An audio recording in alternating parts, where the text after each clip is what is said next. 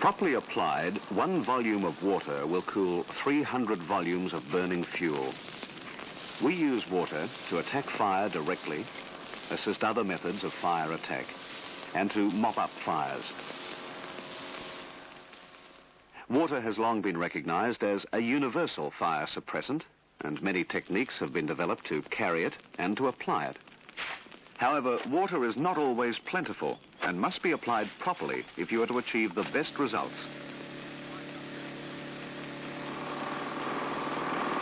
Therefore, how you apply it is most important. Fire results from a combination of fuel, oxygen, and heat. The forest provides the fuel, and oxygen, of course, surrounds the fuel. The initial heat can be provided by lightning or by any number of human causes. Water is one of the most effective agents which can be used to break the triangle and stop the fire.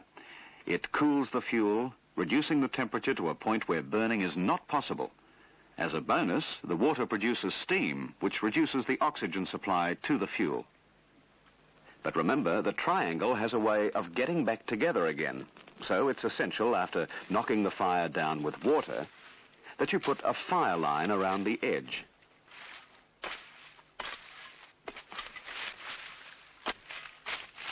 With light fuels, such as grass, a fire line may not be necessary, but you must look for smouldering dung heaps and burning fence posts.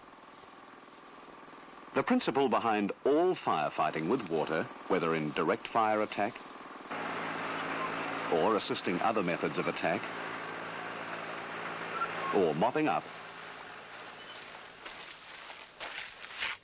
is to break the fire triangle and keep it broken. Let us now consider how to apply water to a fire. Because water cools by heat absorption, good technique is required to get maximum efficiency. If you apply the available water in a fine spray, you create the greatest possible surface area to cool the fire. Apply the spray to the base of the flames to cool the fuel. Spray along the line of the fire and not across it, and use the nozzle and pressure most suited to the job in hand. Turn the nozzle off when it is not wetting the edge. Remember, a well-placed spray saves water and does an effective job, but you still need that mineral earth break around the fire. Step up. Step up.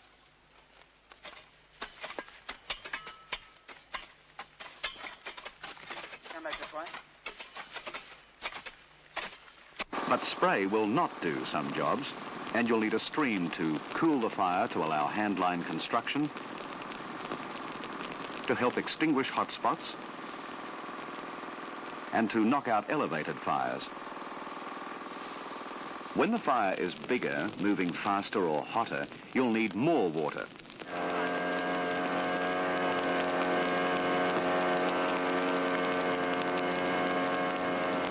But the principles of application remain the same. Hose along the line at the base of the flames where the fuel is actually burning. Use the correct nozzle size and pressure, and when moving between fires, turn the hose off. This gives you time to assess the effectiveness and saves water. This is important when working from a tanker, because you must constantly assess your rate of use and know what's left, so you won't get caught without water when you really need it.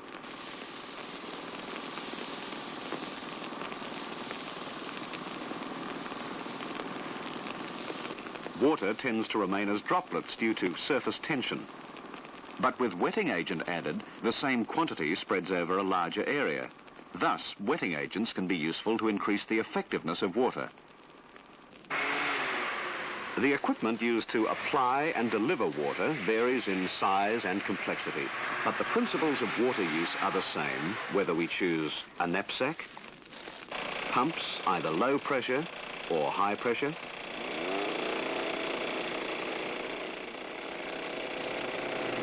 or tankers, which can be large or small,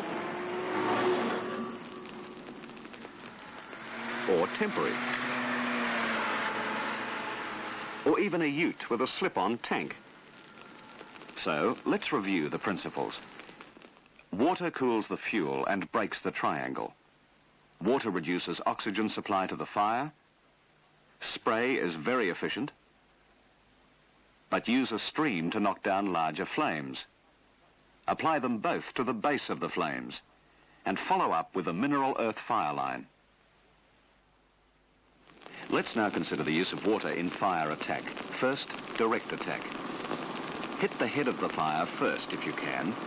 Use a stream to knock the flames down and then follow up with a spray. Use the minimum amount of water necessary and complete the job with a mineral earth trail. Get up. Get up. Step up. If you can't attack the head first because it's too hot or moving too fast, move along the flanks and pinch the fire off, using the same principle of stream, then spray.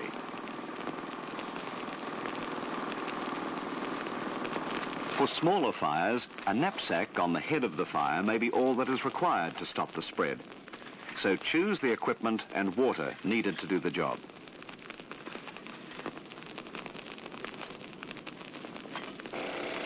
A tanker or pump and hose line from a fixed water point will be more effective on larger fires.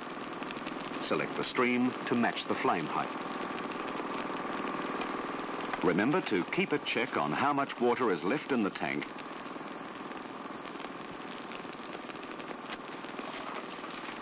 and follow up with a mineral earth fire line. Now let's summarize direct attack with water. Attack the head of the fire first, if possible, to slow the spread.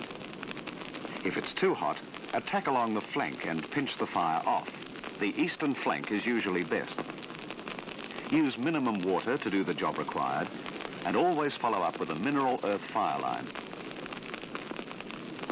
And finally, always know how much water you have in reserve. Water can be used to support other firefighting methods, such as dozers, hand trails, and backburning. Here is a vital, fast, and efficient fire line builder.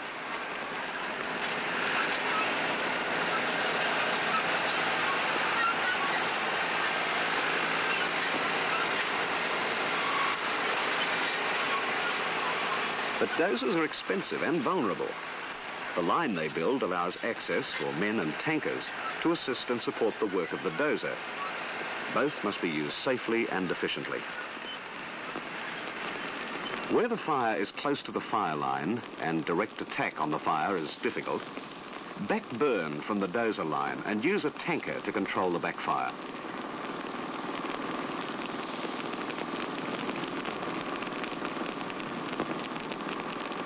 Pay careful attention to dangerous trees on the edge and any spot overs.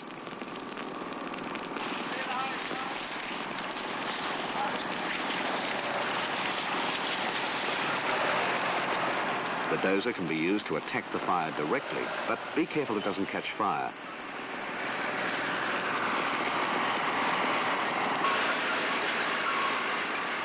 Have a tanker right on hand to assist if things get too hot.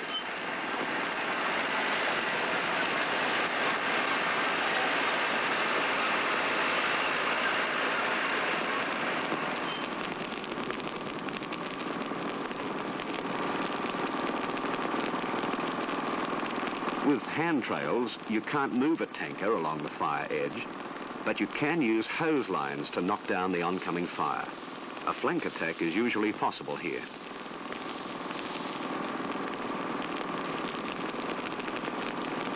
When backburning, water is a useful supporter to put out spot fires, control escapes, and to prevent dangerous trees from throwing sparks over the line. Use only enough water to do the job required. A knapsack can be used very effectively for spot fires. It's more mobile than hose line and uses less water too.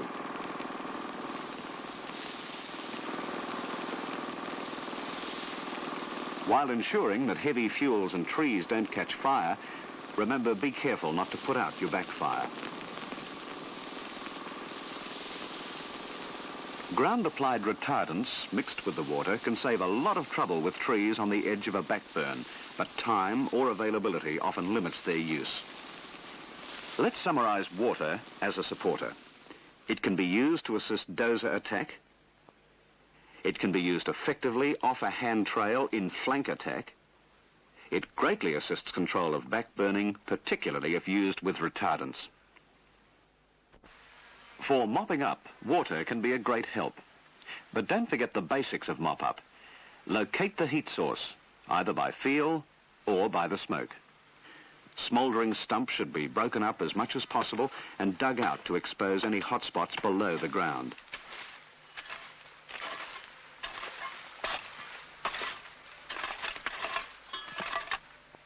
Logs or any other above-ground hot spots should be opened up and spread out to dissipate the heat.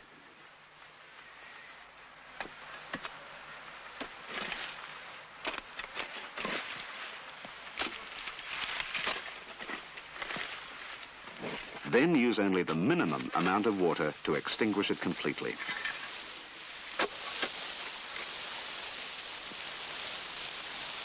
To use water more efficiently and to give you time to assess your work as you go, only apply the water intermittently and always turn off between jobs.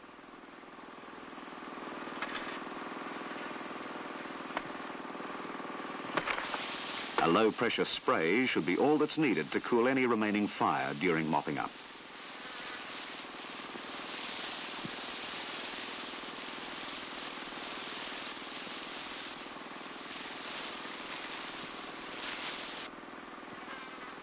Even a few well-placed milliliters can do the job.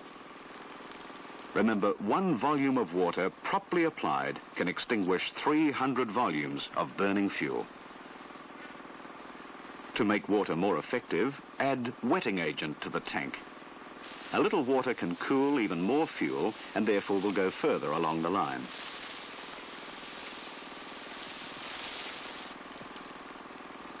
Mopping up is not complete until you've checked it thoroughly, so give the job that final feel to ensure that it is blackout.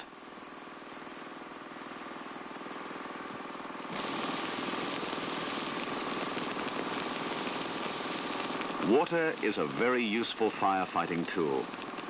Used properly, a little goes a long way, especially as a spray where the many single droplets cool the fuel simultaneously.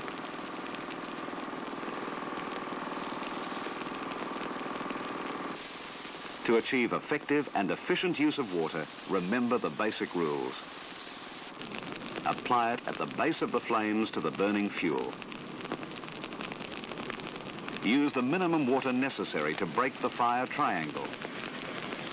Always follow up with a mineral earth fire line. Measure your progressive water use, know your reserves, and you won't get caught without water when you need it.